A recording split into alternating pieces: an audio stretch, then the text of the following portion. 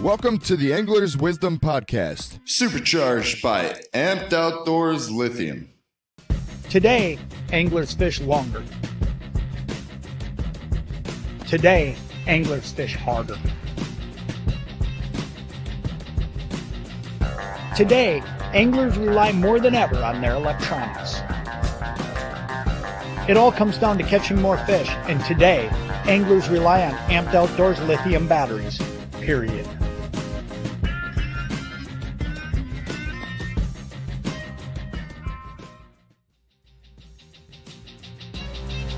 catch more fish, Learn tips, tricks, techniques, and secrets, and decades of angler's wisdom.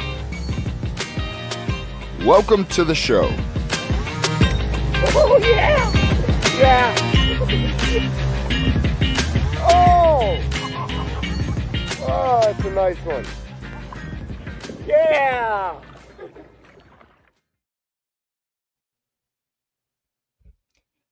Tonight's not just another podcast episode. It's a blueprint for anglers chasing greatness around the world.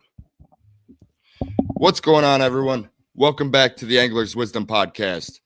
I'm sitting here in Lewiston, New York, right about, quarter mile from the lower Niagara River.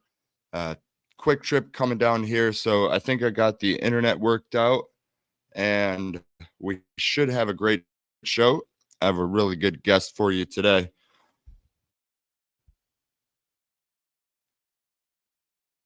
Our guest is an absolute tactician, a multi-time world champion medalist, elite product designer, and the man driving the Seika 2026 global rebrand. But more than that, he's a relentless innovator who rewired how Italy approaches kayak fishing, and he's just getting started. From the Xander rich lakes of Bracciano to the deep rivers of Europe, his strategies are razor sharp and tournament tested. And if you've ever struggled to get bit, wanted to unlock some sonar mastery, or just dreamed of fishing the world stage, this one's for you. Let's give a warm welcome to the tactical architect of Italian kayak fishing, Mirko Piccioli. Hi to all. Mirko, welcome to the show. Nice to see you again. Thank you for your invite in your podcast. And sorry for my English. Thanks for joining us. I know it's 2 a.m., somewhere around 2 a.m. where you are. So I appreciate you staying up for us. And don't worry about your English. You do a great job. I'll try to, slow my speech down, and you have the questions, so I'll try to follow them as best that we can. So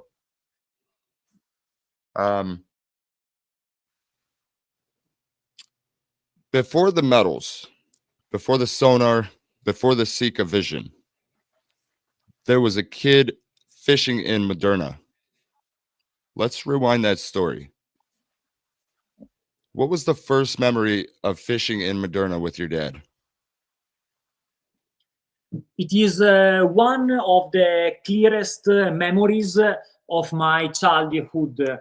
I was 5-6 years old, and at that time, the Japanese animated series Sanpei on TV made us discover and fall in love with fishing. So my father took me with him to fish in some lake near our home in search of channel catfish and carp. I still remember the oversized fishing rod, the vintage reels, and the aluminum jar that contained the worms. And it was all a discovery. It was everything I wanted in that time, at that age.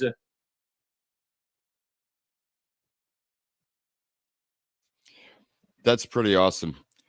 I know you've at this point you've caught many different species, including many all over the world. You were here in 2023, I believe, for the Kayak Fishing World Championship in Cookeville, Tennessee. So you were one of the early pioneers targeting Wells catfish in Italy, at least specifically. How did that shape your mindset around predator tactics today? Repeat, please, because I lost the connection. About the Wells catfish, repeat, please. You were one of the early pioneers targeting Wells catfish in Italy. How did that shape your mindset around predator tactics today? For fishing the Wells catfish the way, I don't understand. Sorry. No, that's okay. Okay. No, It should okay. be, I think Okay. it's the second question down. Now, sorry. The catfish fishing has had a huge impact on my way of kayak fishing for predators. I loved fishing for catfish from the boat with vertical techniques, following the movement of my bait and the catfish on the fish finder.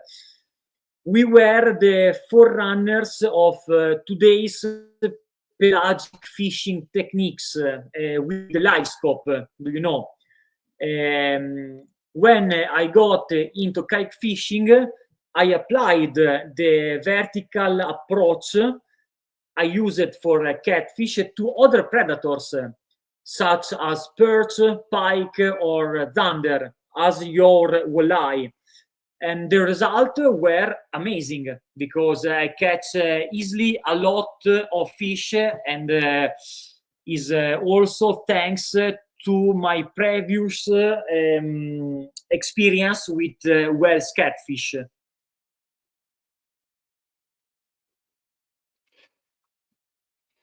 So what does it mean for you now after everything you've accomplished versus when you first picked up the fishing rod?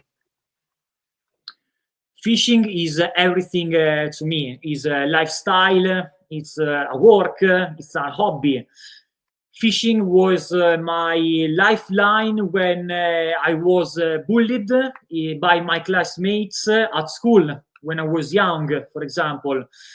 Thanks to fishing, I have traveled the world and meet people of all nationalities, as you, Chuck.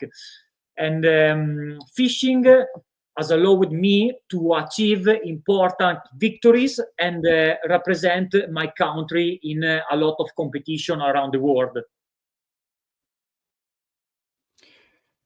So if you had to define your mission in one sentence, what would it be?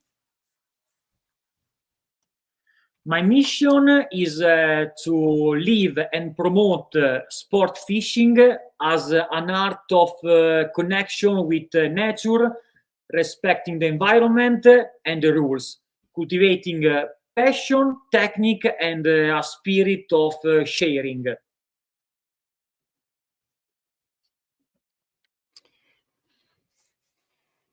So Mirko's not just repping a brand. Mirko, on top of his tournament fishing, he also works for Tubertini and Seiko. Tubertini is a rod, baits, anything fishing manufacturer. They manufacture anything from the simple little vertical jigging spoon to the whole complete carp fishing layouts. So really cool company. And when we went over there to visit them and compete for the Street Fishing World Championship, we went and visited Mirko, and Tubertini took great care of us. So we fished with the Tubertini rods. We didn't have to take any of that stuff over there. But Mirko is actually one of the bait designers and one of the product designers, and just somebody who eats, sleeps, breathes, and lives fishing. So you're leading the Seika Rebrand into 2026. What's the deeper mission behind that transformation? The rebranding of Seika is a project that I have started now in these days, and we'll see the light starting from 2026.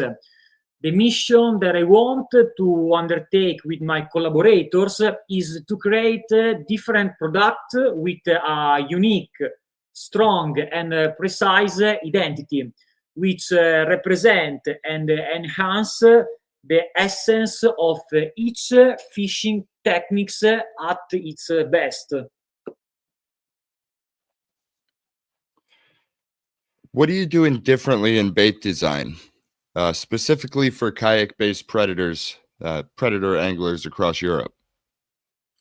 All the lures that we will develop will be created by collaborating strongly with each of our promoters, trying to create something new and performing able to respond to the needs of fishermen from all over the world. All our products, from lures to rods, will be linked by a single thread, the identity of Seika. Seika was the first Italian company to believe in kayak fishing, developing dedicated rods and accessories, and becoming a point of reference in the sector. 3 additional new products are planned for 2026, and that will be expand our kayak range. Nice. So in your mind, how can Seika become a global force and not just a local brand? First of all, Seika needs to acquire its own well-defined identity. An identity that reflects Seika's value and transmits them to each product in order to make them different and recognizable. Create original products that have a story to tell to the people, because they are the result of study, research, and passion. A well-defined and modern project with an eye to the environment, style, and communication. The road is long, I know, but we have the energy and the enthusiasm to travel it. Absolutely. And I can't think of a better person to be in the forefront of this, to be in front of it. I've spent a lot of time with you off the water, and we've competed on the water, and nobody's going to take it to where you will. So congratulations for that, and keep up the great work. Thank you so much, Jack. Thank you so much. Oh, you're welcome, brother. How do you want Seika to be remembered 10 years from now? I would like Seika to be remembered for having introduced innovation and a unique style in the world of fishing. The result of research and study together with the collaborators, and the true beating heart of the brand. Our collaborators are the true beating hearts of the brand Seika. They are very important for us. And just to put things into perspective for everybody listening at home, on the other side of the world, lure fishing is very new. You know, a lot of the fishing was cut bait and live bait and stuff like that. So fishing artificials is fairly new to that whole fishing scene over there. So when other anglers give up, Mirko dials it in. Let's dissect.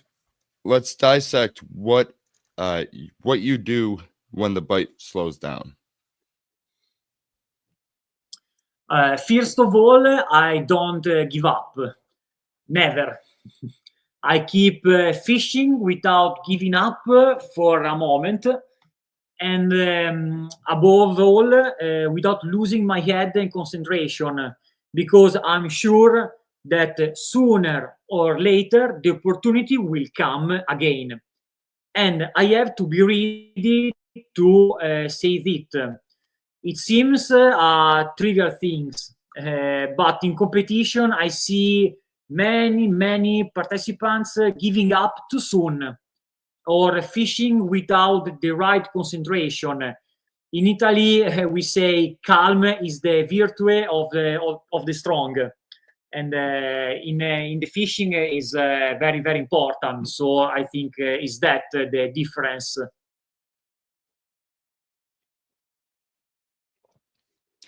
Yeah, that's a great answer, and I think any of us that have ever fished a tournament has seen somebody give up on themselves too early. You know, and like you said, you have to just keep your mind right and keep pushing forward and be ready for that opportunity. Yes. So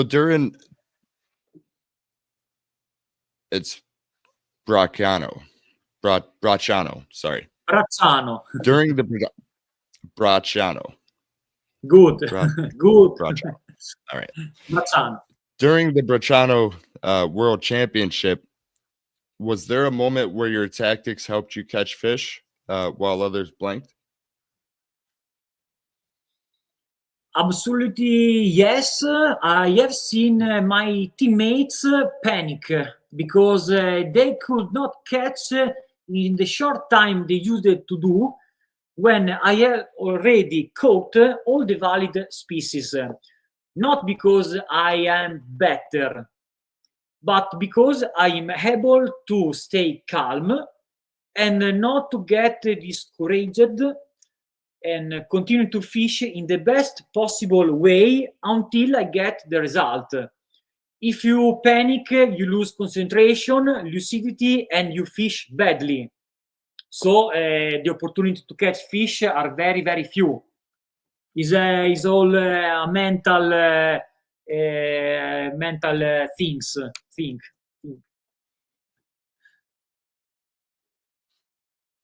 Yeah, I agree. You know, I tell my clients sometimes when they start to get a little discouraged or when they can't figure out a new technique, and most of the time they don't realize how much they've figured out already, right? And they start getting down on themselves. And I tell them, you think a fish wants to come hang out with somebody that is in a bad mood or is feeling negative? Or does a fish want to come out with somebody that is positive, having a good time, and ready to take it to the top? So, keeping that mindset strong, I mean, above all, that's probably the best fishing tactic, right? Yes, I think it's very important because I see in every competition a lot of people that lose his mind and lose concentration, do see the smartphone during the competition, walks away. Is important to be concentrate. It's very important. Absolutely. Especially when you're using your electronics.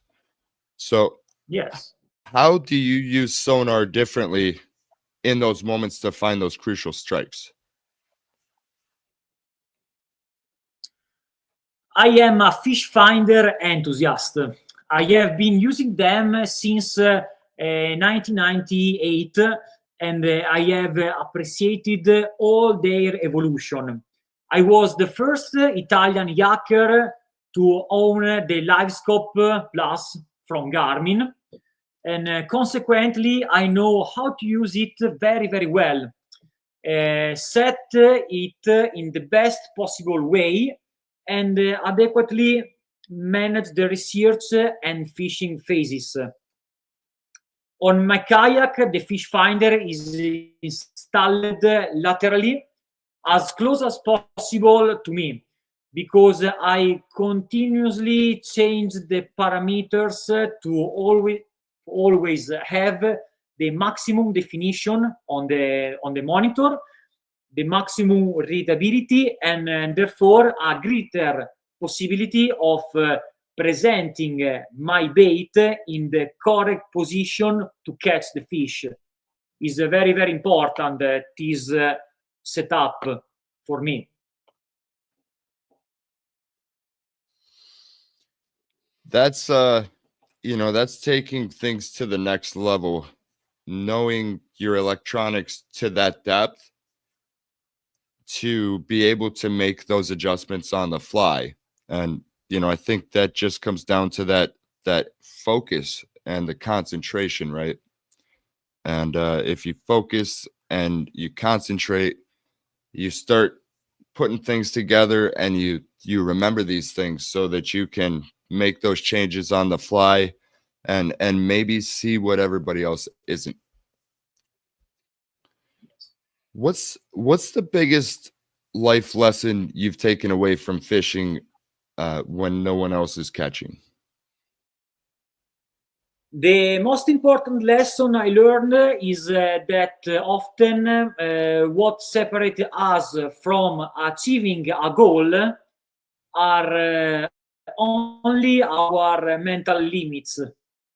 I think is that, because if we are strong with our head, we can do everything, but we need to want to do. Is only that. Because I'm not the best fisherman in Italy. There are a lot of people better than me, but I have a lot of prizes in my back, and I think is only for my strong concentration, because I have to learn a lot of things.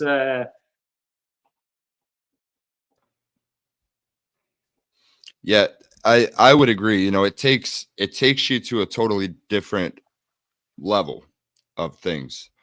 When everybody is ready to give up and pack it in, that's when you hit the nitrous. You punch the gas and you go full speed. Yes.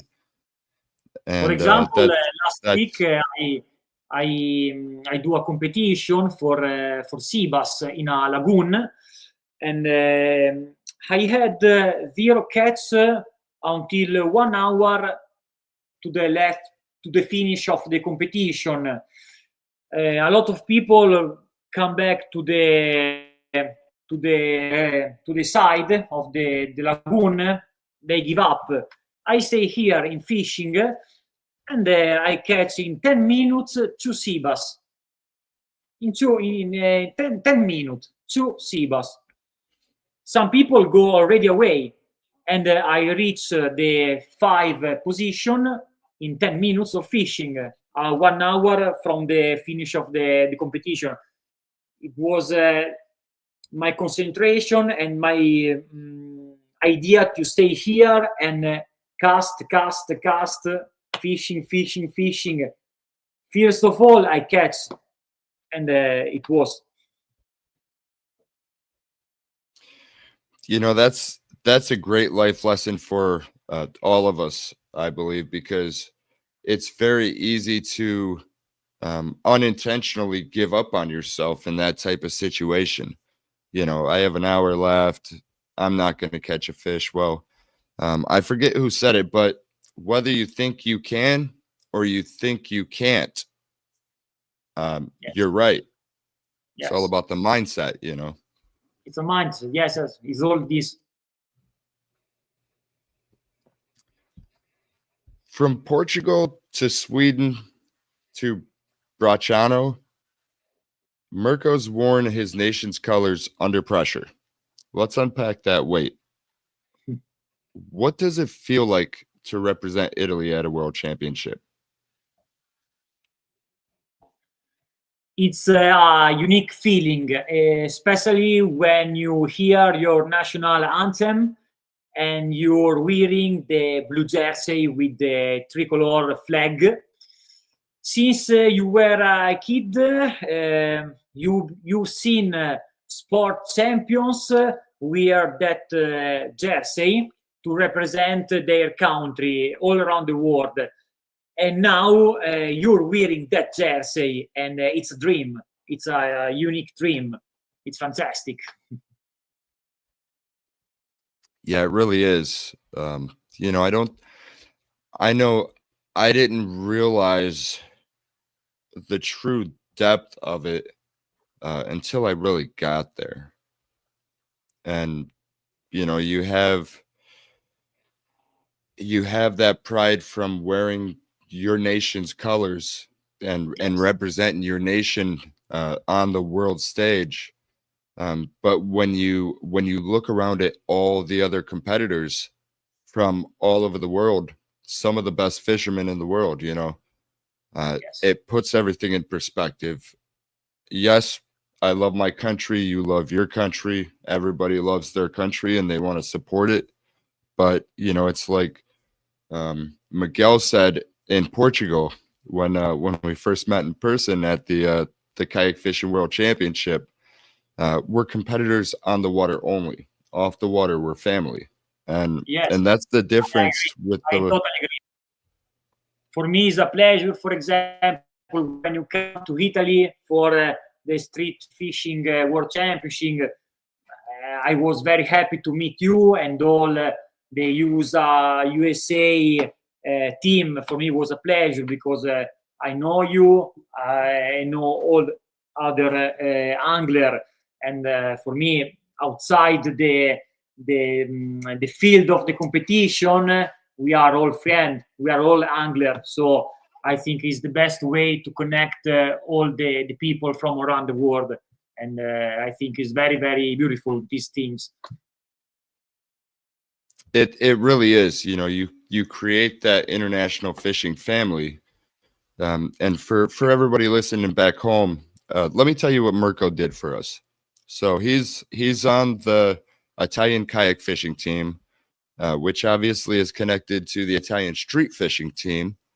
But at the end of the day, you know, we're competitors on the water only. Off the water, we're family. So just like when everybody came to my country, I wanted my number one priority was to make sure they had the best time they could have in my country. So we went over, and Mirko not only hooked us up, you know, we had great rods from Tubertini, any kind of baits and gear we needed, but him and Max also, they took us out, they showed us spots, they showed us the techniques and proved that it worked, you know. So it's not like the small town tournaments where you see everybody kind of getting the ego in the way. You know, on the world stage, there is no ego. There's just no love, you know, love for your country, love for your fellow competitors, and most importantly, love for the sport. Yes, I agree. So let's talk about your gold medal at Bracciano. I don't know why I keep getting that wrong. Bracciano. Bracciano with a CH. Bracciano. What was going through your mind when you knew you were going to be on the podium? It was a confusing time. We had to make up points from the England. Luckily, I managed to finish both quotas in a short time, but not my teammates. So we didn't know who was ahead, if Italy, if UK, we don't know. And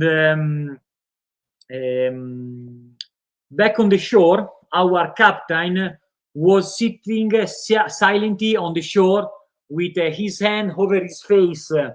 And he was waiting for the end of the race and for the competition, and didn't tell me anything in advance.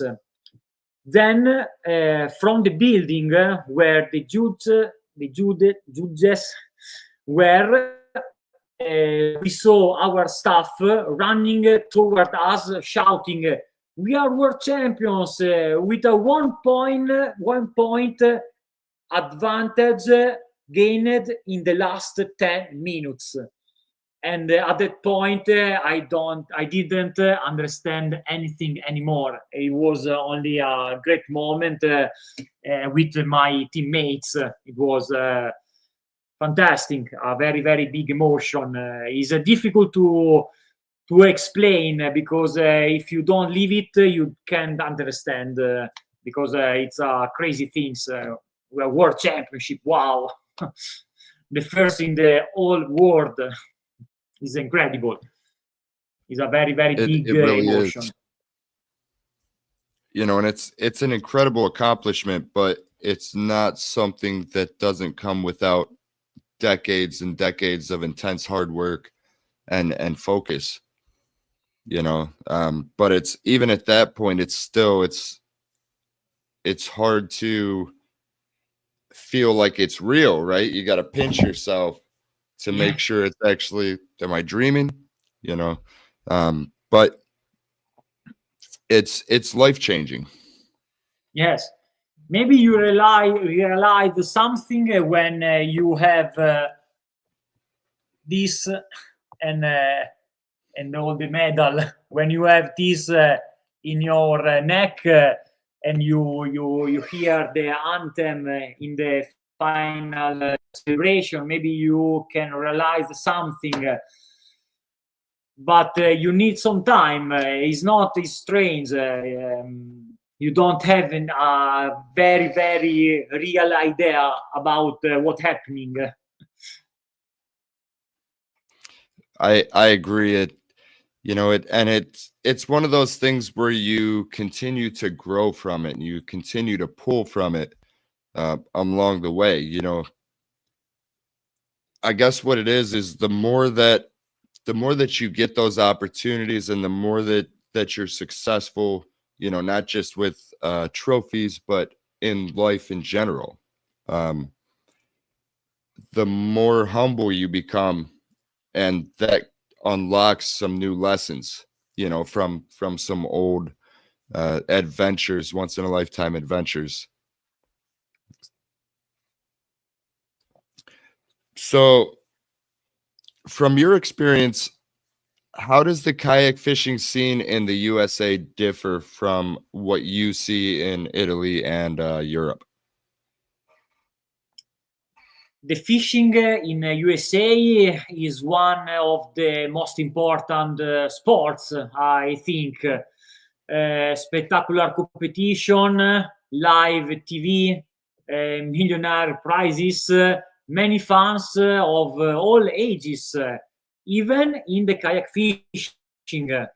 In Italy, the fishing is considered a hobby, a minor sport, and kayak fishing an even smaller reality, to which little attention is given. We are light years away from the USA. In Italy, the fishing is not as soccer, for example, no? Do you know? Or volleyball or basketball.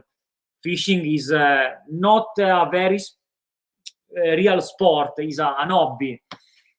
We have a lot of fishermen in Italy, but the level is not as the USA. The fishing is very, very, very important. We see from Italy, we see the Bassmaster on the internet. We follow the live.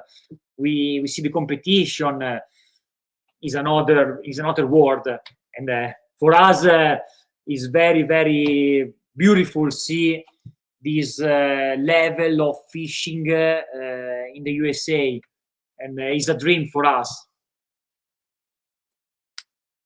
Yeah, and it was great for me just being able to experience that perspective, because before I had went overseas to compete, I had no idea. I didn't realize that, you know, the other side of the world was not as big on the fishing side of things as we are. Now, there is a silver lining here, though, because generally in Italy, you guys get access to some of the hottest, latest, and greatest baits that come out of Japan, right? Prior to, you know, of course, like US and some other places getting their hands on them.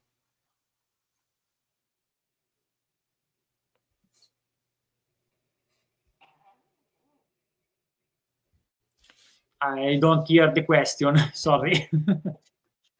Oh, that's okay. I was just pointing out that in Italy you get exposed to new techniques and new things that are being developed overseas in Japan a lot faster than we do. Yeah, like for example, in hover. Italy we have a lot of people that see Japan, but also USA. There are two groups, the Japan enthusiasts, the USA enthusiasts, and especially for the bass fishing, because bass fishing is a lot practiced in Italy, but we don't have black bass in all the areas.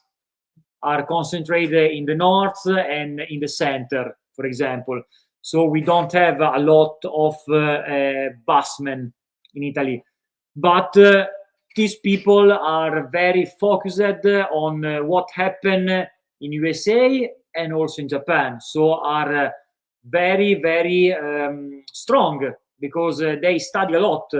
And in the world competition, the Italian angler usually get a beautiful result.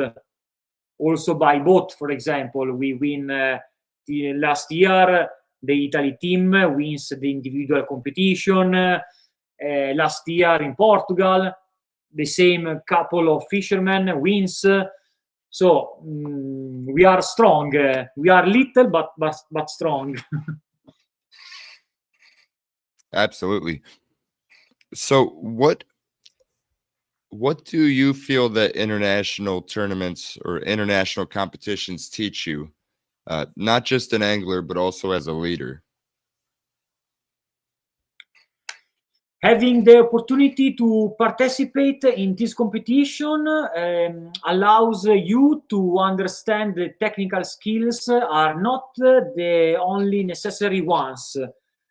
Adaptability, calm, patience, stubbornness, concentration, charisma, and are all necessary characteristics both to obtain good result in fishing and to maintain a close-knit and motivated group.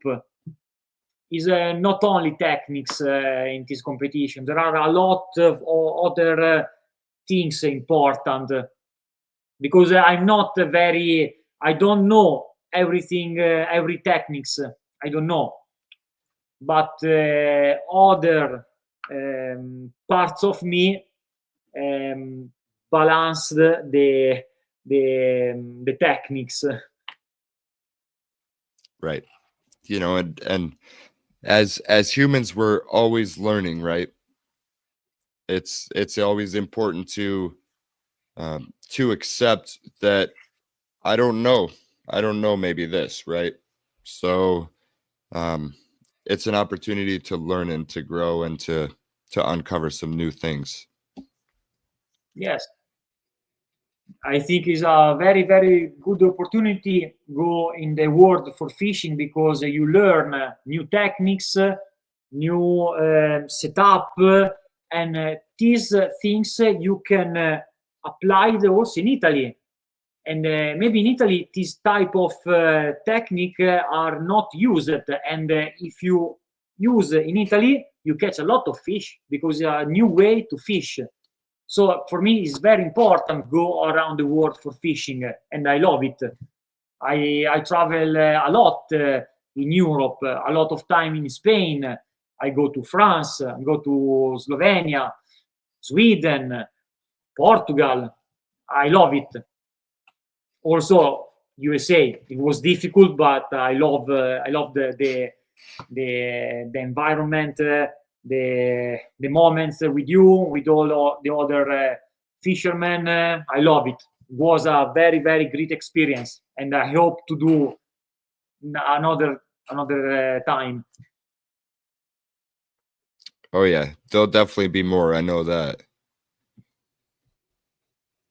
So let's get under the hood. What's in your kayak? What's tied on? And what gives you the edge when it counts? So walk us through your current tournament setup. What's always on deck for Xander, perch, and we're talking about the European perch over there, much bigger, interesting fish, and also the catfish, both channel cat, your well catfish, and any other species that you like to target. Like I think I've seen a barbel in there, and of course carp. For those that don't know at home, overseas in Europe, carp is like our bass. So carp rules the game. Bass is kind of a second, it's a redheaded stepchild, right? But it's not a natural species. It was planted there. Yes. My setup for fishing, I love fishing with metal jigs, metal vibes, jig head with shed, and these three type of baits are always available, as well as the drop shot, for example. For catfish is a different story, and but I could write an encyclopedia about that, because for whales, catfish, there is a word. There are a lot of techniques from the riverside during the night, because as you do in USA, also the whales catfish activity is during the night. So we stay in the riverside. We put our live bait near to the side with the trees, the grass, because the whales catfish catch near to the riverside, and so this is one of the way. But you can also catch the catfish by the boat, for example, with vertical techniques, with a strange things called clonk. That is a wood article that you hit in the water, and this attract the whales catfish to the surface, and you see all in the fish finder. So you see the sign of your live bait, and you see also the sign of the whales. And then is a game. You need to give the bait in the correct way to the catfish. It's a game, and it's a crazy game sometimes. There are a lot of ways. Also the spinning is okay for the whales. There is a lot of ways. Very, very good species to catch. It's very, very fun. And the size of the whales catfish are huge. 2.60 meters, 2.70 meters, up of 100 kilograms of fish. It's very, it's the largest fish in our water. with the sturgeon.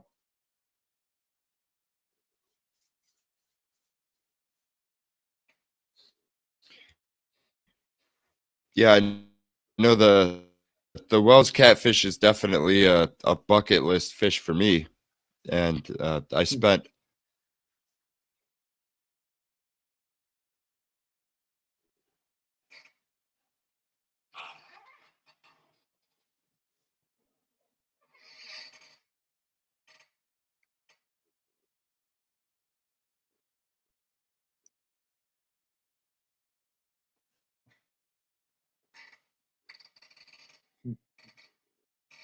I think there is a problem with Chuck, Phil. I see that. Ladies and gentlemen, it's Phil. I am in the back room as always. Looks like Chuck froze just a pinch, so let's just give it a second, see if he comes back. Mirko, what kind of kayak do you use? I use an Hobby Outback, the 2070 models, so the previous, and I think for me is the best kayak for my uses. It's very good to do a lot of speed. It's very fast. It's have a good maneuverability, and is easy to customize and easy to carry on my car and put on the water. So for me, actually, is my best choice. Are you back, Chuck?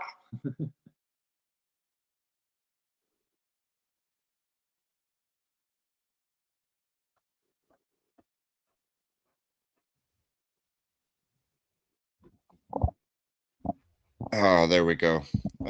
Sorry about that, guys. One thing about Lewiston, you don't have to worry about messing with your phone because you won't have any.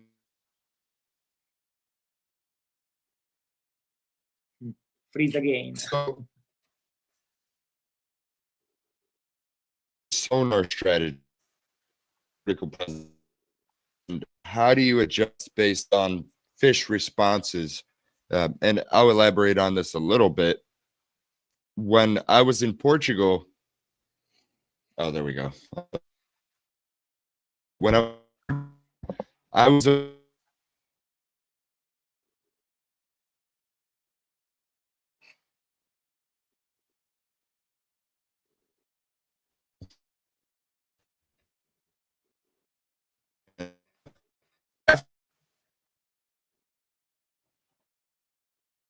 Is freezing again. It looks like he Really give an help to Chuck. Give a better connection. Yeah, there he is. I'll get. Okay. Is okay, Chuck? Oh, there we go. You hear me? Okay. All right. You asked to me my strategy with Sonar. I hear right. Okay. As I was telling you, I've been using Garmin Live Scope technology for many years. When I start a fishing trip and I have to look for schools of fish, for example, the perch, in a large spaces and depth, I usually set a very high reading distance and gain. And once I have identified the fish, I get closer while simultaneously reducing both the values to have a more open and readable view, and therefore increasing the precision in a casting. Because for the research, I need to put the value, for example, 50 meter, 40 meter, but when I see the fish for have a better readability, I go closer to the fish, but I reduce the distance. So the imaging of the fish is more clear because it is enlarged. So I think my best strategy is this. Because a lot of people don't modify this value during the fishing. If they're fishing with a range of 40 meters, they go to the fish, but in the monitor, on when you are closer to the fish, if you don't change the distance, you see a very, very, very small fish. But if you reduce the distance, the fish is bigger and you have a better precision to catch the lures and catch the fish. I don't know if I explain in the better languages.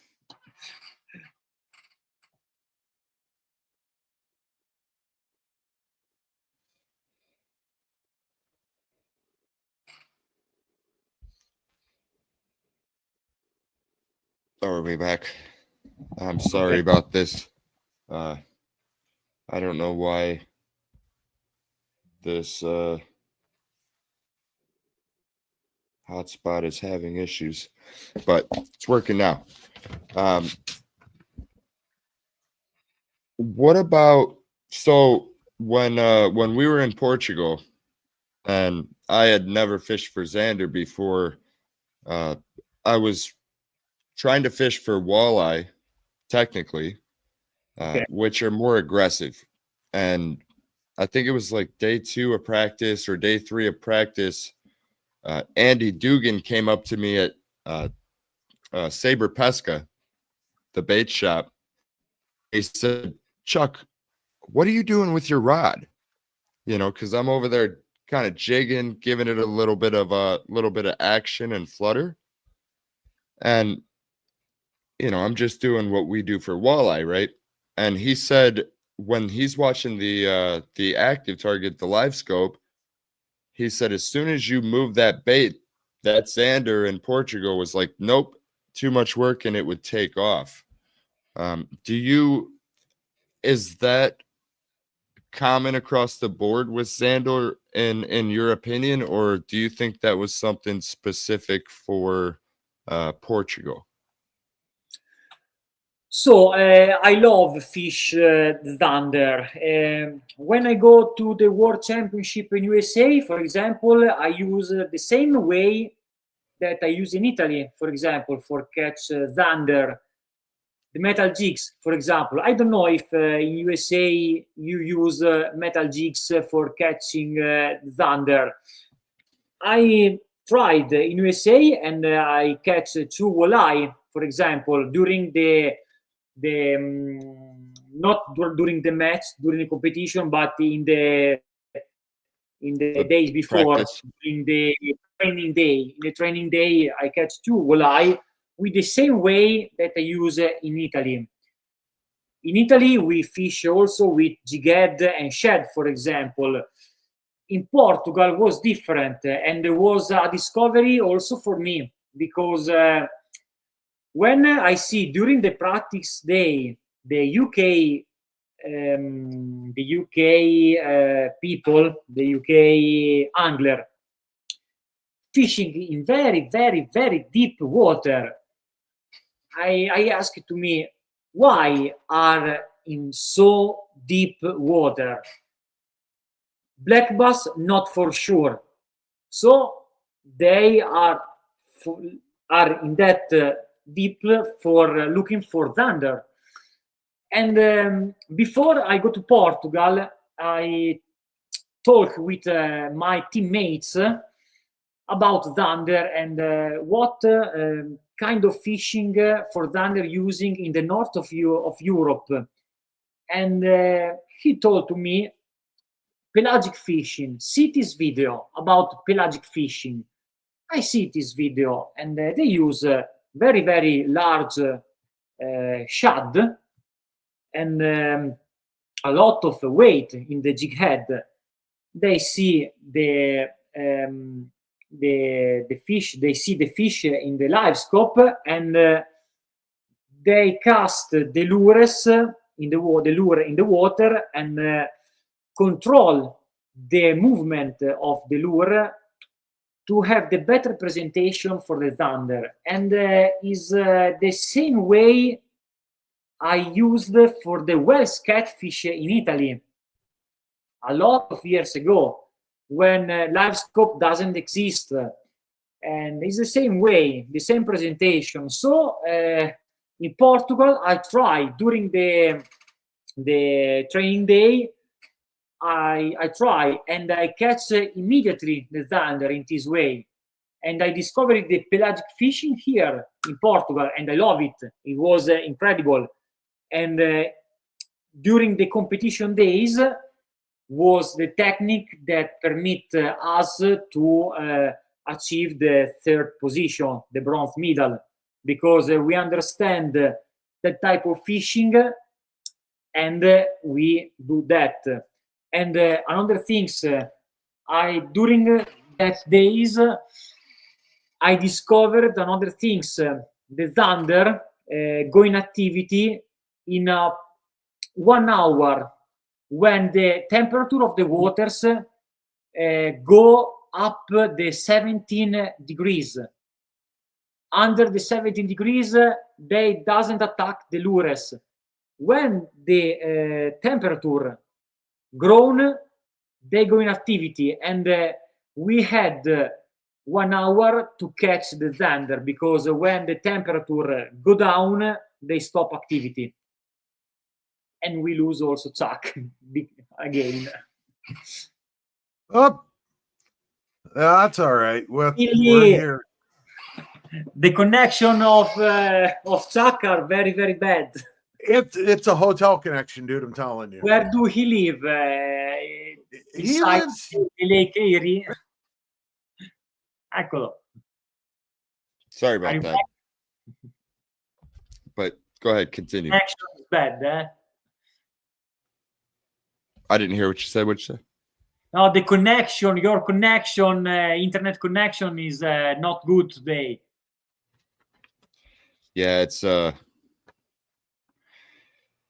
I'm gonna have to get one of those Skylinks. I think it's the only option to fix that when I travel. So I apologize for that. No problem for me. Are there any European lure styles or presentations that you think American anglers are not using, but should be? Maybe pelagic fishing, for example, in USA, I think are not used because maybe you have different lakes or also different species. Because, for example, pelagic fishing for thunder in Europe is the best way at the moment. But, for example, you catch a walleye, but you do different techniques. Maybe because pelagic fishing is not known in the USA, I think, maybe because other lures or techniques are both in Europe as in USA are equal. Maybe for bass fishing, for example, one thing is in Europe and especially in Italy, our approaches are small sizing and also a smaller diameter of the line. In USA, maybe also because you have smallie. In Italy, we haven't a smallie. We have only largemouth bass. Smallie are very, very strong, I see, in USA. So I think in USA you use larger size of diameter because the smallie, I think. In Italy, we do light finesse technique. In USA, no. Actually,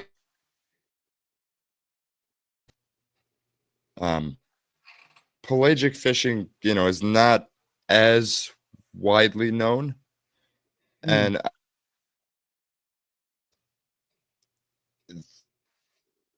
I mean, really, before social media, you could move down the lakeshore and they would use a different tactic to catch walleye, and they all work anywhere. It's just like social conditioning, right? Everybody uses this bait around here, so that's what everybody generally uses. But for me personally, one of my favorite things to do is drop, a jig or a vertical jig, and work it like that. Beautiful. I like it very, very a lot, vertical jig. I do also a little rod for use the metal jig with Seika. The name is Jig Yak. Is a rod 90 centimeter. It's very, very. Maybe you see in Portugal. I had it, and is especially for the fishing in vertical because the transducer of the fish finder in a kayak is under our seat. So if you have a long rod, you are not very, very precise on the fish because you fish 2 meters over the fish. When a little rod is similar to an ice fishing rod, but different action, with this rod you fish very, very close to the fish under your transducer, and so the catch is guaranteed because you are very, very precise. You see your lures go on the bottom with the fish and you catch it. It's fantastic. And you catch, you have fun with fish like this, but also with fish very, very big. I need to give you one of these rods. Yeah, I would love to try one of those out. I never really thought about that.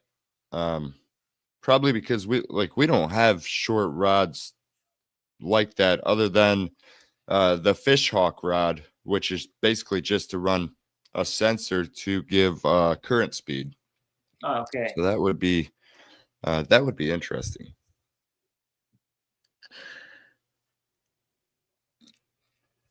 So before we move into audience Q&A real quick, one last question here. What gear innovation, past or present, has changed the way you fish forever? And I'm thinking we probably had already touched on some of that. The fish finder, in all its evolution, has definitely changed my way of fishing. To the point of applying vertical fishing to any species of predator, even developing this rod. So I think the fish finder changing my fishing, my way of fishing. I think is that, and thanks to that, I can do a lot of techniques and create a lot of products for these new techniques, thanks to the fish finder. Nice. So we do have a question from the audience. Do you want to pull that question up, Phil? So Joe Miller wants to know, is Tubertini and Seika products available in the USA? Or if they're not, will they be available? Is that a plan for the future? In the future, I want to do is my dreams sell in USA. Maybe I can give you some little secret, but the street fishing captain, do you know? And we try to do some roads for street fishing in USA, for the USA, and some lures. Is a secret for you and your podcast. We try. I want to do this. It's one of my goal. So I hope in the next years to see Seika in the shop of the USA. So for the moment in USA are not available, but if someone want to buy some our products by internet, European shops have Seika products, and I think since 2026 there will be available a lot of products, very, very, very fantastic, and I think are also useful for fishing in USA. So at the moment are not available in USA, but if you want to buy, it's possible by shop, online shop in Europe. And I've noticed from time to time, there will be some stuff on Amazon as well. For example, when I was over there, I got a really nice rain set, had the bibs and the jacket, very high quality, very similar to other high quality manufacturers in the United States, but at a fraction of the cost, so it was within budget for me, especially being a guide and being in the fishing industry. We spend a lot of money on our passion, right? So if you're interested in something like that, you can check out Amazon or any of the local bait and tackle shops over in Italy. Some of them do ship, and always, whenever possible, support the local tackle shops.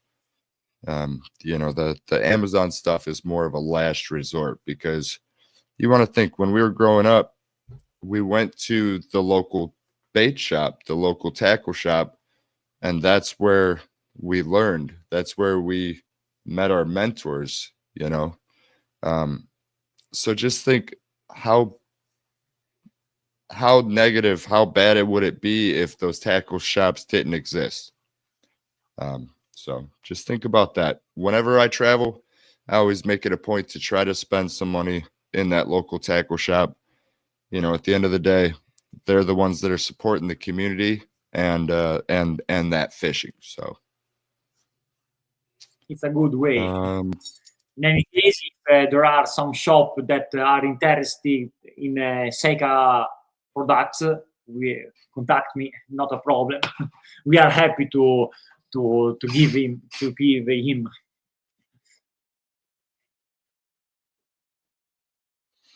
Yeah, so that's an idea as well for anybody listening at home that maybe has a bait and tackle shop or wants to get into some stuff like that. I know we spent all day at the factory. I mean, like, they would never kick us out, but they almost had to, because we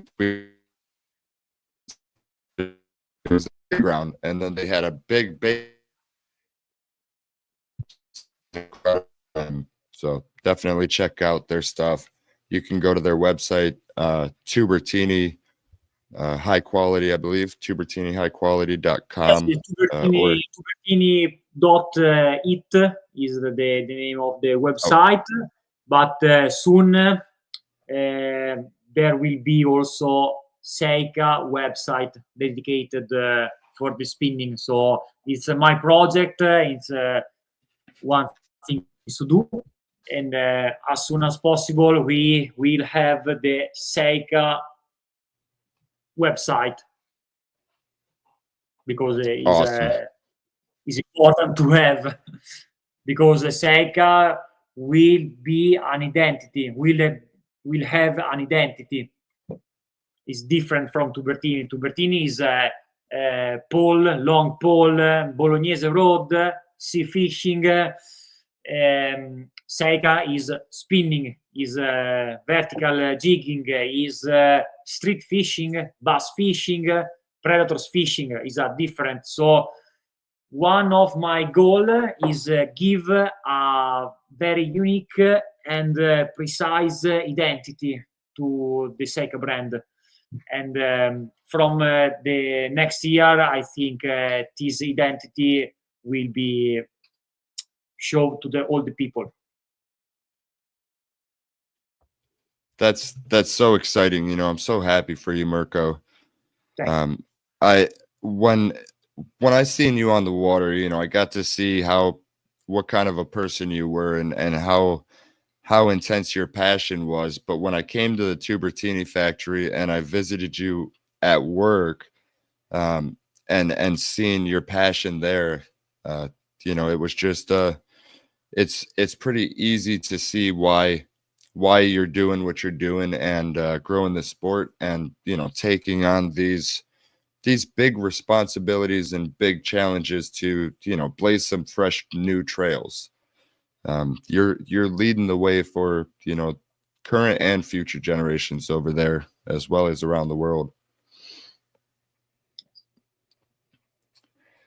So before we wrap up, we always go a little bit deeper. I mean, you know how I roll. So let's talk legacy. Let's talk impact and the wisdom behind the cast. Mirko, what do you hope our listeners take away from this episode, especially when it comes to the key principles and insights behind your approach to building a safer, more effective angling experience? I hope they understand that dreams are not always unattainable, but with determination, willpower, patience, and humility, anyone can make them come true. Never give up, fight until the end, and the result will come. My message is this, because if I reach some goal, is only for that, is not because I'm a better fisherman. I think our mental limits are we need to go over our mental limit. So if I reach some result, everyone can reach. That is absolutely great advice, and you know, it couldn't be more true. We often, just as human beings, kind of tend to hold ourselves back. You know, I'm sure everybody at home has heard, well, that's unrealistic, or, you know, you have to think realistic, or what could possibly happen. At the end of the day, the best way to predict the future is to create it. And you can create it through hard work, grit, determination, and being unwilling to ever quit and just keep going. That was great advice, Mirko. So before we let you off the hook, we're gonna reel you back in for one last piece of angler's wisdom. But don't worry, it's catch and release. You know, we'll send it out there into the universe. If you had to choose just one or two key pieces of angler's wisdom, whether it's something you've learned through experience or a valuable lesson passed down to you through a mentor or a parent, what would they be? And why do you think it's so important for other anglers to hear them? I can tell to you in two simple words, and are very important for me. The first is the humility, and the second is the desire to learn, because I think no one people say all, and you can learn from each person that you meet in fishing during your life. So if you have the humility to learn from each person, it's the better way to improve yourself, for grown and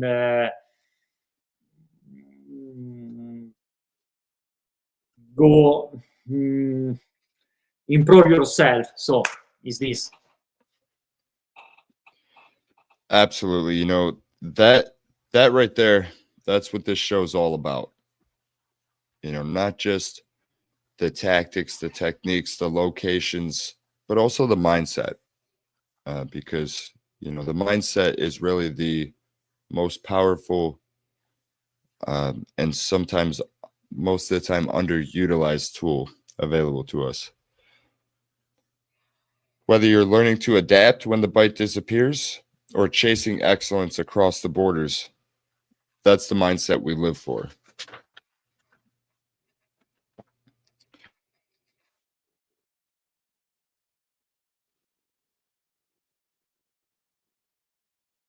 Wi-Fi again. We're back. Sorry about the Wi-Fi, guys. I will get this figured out. But next Thursday we'll be back home.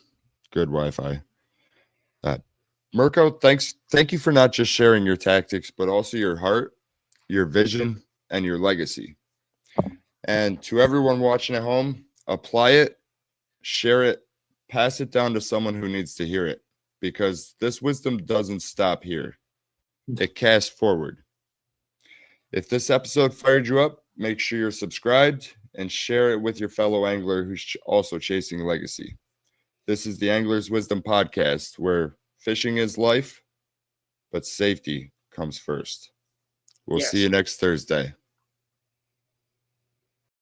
Thank you for joining us today on the Angler's Wisdom Podcast. We hope you got some good insight out of the show and learned something new. Don't forget to go over to ampedoutdoors.com and support the title sponsor of the show. Follow them on social media and just show them some love. And lastly, head over to LakeErieKayakFishing.com and check out all the many resources as well as opportunities to book an unforgettable Lake Erie kayak fishing adventure with yours truly. You can also get yourself a Lake Erie kayak fishing gift card to the obsessed angler in your life. And remember, fishing is life, but safety comes first. Thanks for joining us today, and we'll see you next Thursday live on the Angler's Wisdom Podcast. Oh, yeah! Yeah! Oh! Oh, it's a nice one. Yeah!